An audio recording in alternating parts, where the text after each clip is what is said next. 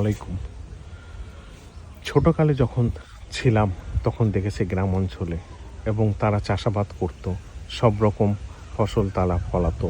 সেই ফসল কিছু অংশ তারা চাষ করত, যে অংশ সেই খাদ্যগুলি তারা নিজেরা খেত এবং তারা অনেক সুস্থ ছিল।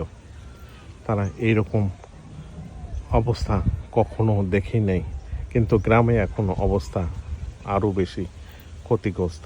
কারণ গ্রাম চিকিৎসক কিছু আছে যারা লেখাপড়া নাই, তারা হাই অ্যান্টিবায়োটিক দিয়ে এই মানুষগুলিকে একের জীবনটা ধ্বংস করে দিচ্ছে।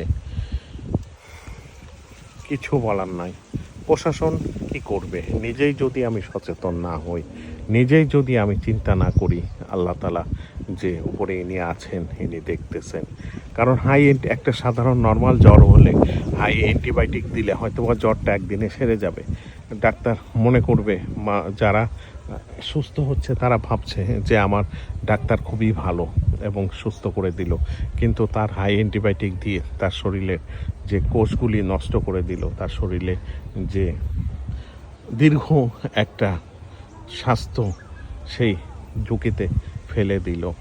এইভাবে মানুষ ক্ষতিগ্রস্ত হচ্ছে এবং ক্ষতিগ্রস্ত করছে এই মানুষগুলি। আমরাও অধৈর্য হয়ে যাই, কোনো কিছু আসলে সিজনাল জ্বর হলে আমরা অধৈর্য হয়ে যাচ্ছি।